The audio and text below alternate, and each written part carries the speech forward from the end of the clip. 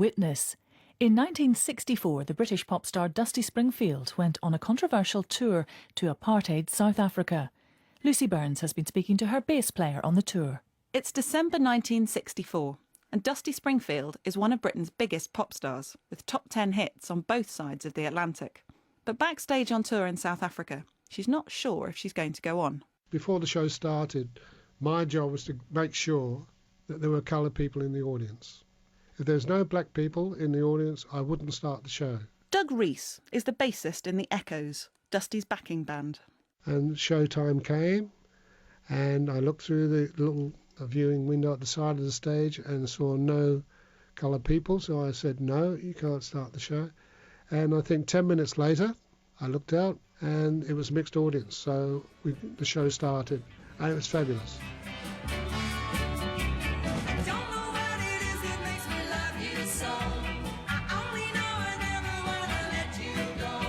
And people loved it, and I don't think they cared that they were sitting next to a white person or a black person. I just think they sat there and they enjoyed the music, enjoyed the entertainment.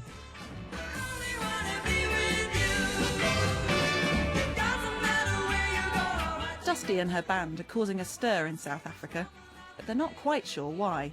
Little people from London who've never been anywhere, so what is apartheid? I didn't really know what it really meant until I got there.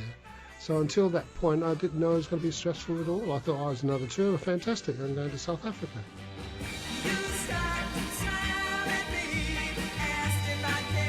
But this wasn't just another tour. South Africa was governed by the apartheid system, the segregation of blacks and whites for everything, including pop concerts. And so, Dusty and her manager had insisted on a clause in her contract saying she would only play to mixed, non-segregated audiences. I know she wouldn't have gone had it not been that way. We'd known of other artists that had gone to South Africa and performed one show for the black people, one show for the white people. We knew it happened. It's just that she couldn't live with herself, with her friends, knowing that she was going to go there and only do specific concerts for white people or black people. It was a risky strategy. The British Musicians Union had advised a total boycott of South Africa. But at first, Dusty's plan seemed to have worked. We did the first show, and it was extremely good. And we went back to the hotel, and I think Dusty and Vic had people with them saying, please sign this paper to say you'll work to segregated audiences. Vic and Dusty said, no, part of our contract was this, that and the other, and I'm not going to break my contract. She said if she was forced to do it, she would have gone home. Dusty was just 25 at the time and could maybe have been accused of being a little bit naive. To her, I think it was a question of, well, I've got the contract, why aren't they allowing me to fulfil my contract? I think that was the bottom line. She still wasn't really worldly. I mean, when I say worldly, she was still a young girl who was brought up in a convent, you know. I mean, you don't learn the way of the world sitting in the convent, you know.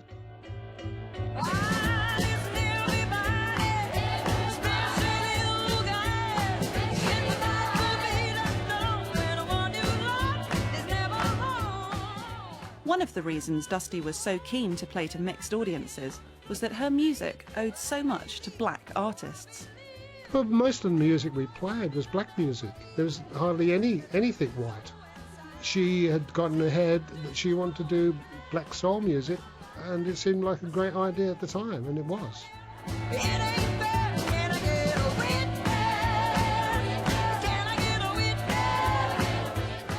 She'd done the Fox Theatre in New York with Stevie Wonder and Martha Vandellas and all those sorts of people, and they were friends of hers, so I can understand her not wanting to go to a country where she wasn't allowed to perform to people who may have bought her records being black, green, yellow or white. Who cares, you know?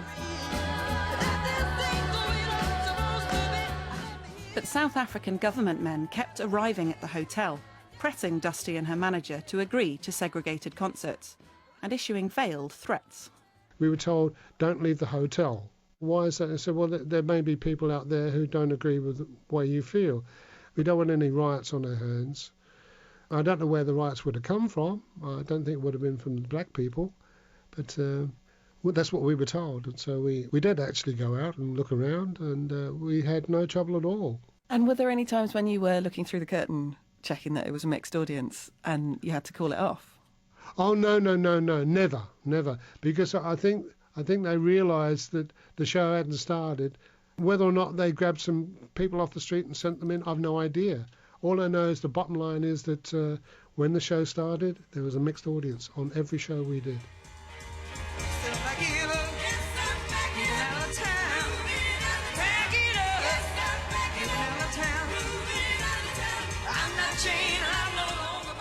The group managed to play 5 out of their scheduled 7 concerts, all to mixed audiences. But after a mixed gig in Cape Town, the South African government gave the group 48 hours to leave the country. After the shows in Cape Town, we went back to the hotels and was told, OK, the council have refused the visas and you're going home. So we were flown straight out from Cape Town. BOAC on the VC-10. They flew us out back to England.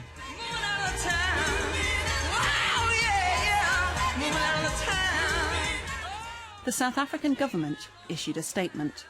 Miss Springfield was on 2 occasions warned through her manager to observe our South African way of life in regard to entertainment, and was informed that if she failed to do so, she would have to leave the country.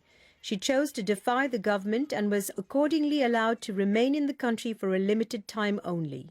One thing that's always stood in my mind, and still with me today, was that the porters at the airport all dressed in blue boiler suits, and they had red berets on, and they were all black. I always remember that when we were escorted, armed guards from the hotel to the airport to the plane, you had to cross the tarmac to get onto the plane. And as we were crossing there, the porters were lined up. They took their berets off and smiled at us as we walked past and sort of nodded. I think they understood and knew what had happened, and I think they appreciated what we tried to do. Dusty returned home to what newspapers at the time described as a hero's welcome. 15 MPs in the House of Commons signed a motion congratulating her for standing firmly and courageously against the obnoxious doctrine of apartheid in South Africa. Why did you have this special anti-apartheid clause written into your contract? Do you feel strongly politically about this? No, I don't know the first thing about politics. All I know is that I think that there shouldn't be anybody, if they want to buy a ticket, should be allowed to do so. And this was the agreement I went under. I know people say, oh, it was publicity, but it wasn't the reason for the whole thing. It was never a planned thing. Let's go there and cause trouble to do this or to do that. Dusty just wanted to sing and entertain people, and always wanted to do the best she could. Because music's music. Music crosses every boundary. It doesn't matter what religion, what race. You know, it's sort of music's music. It's wonderful.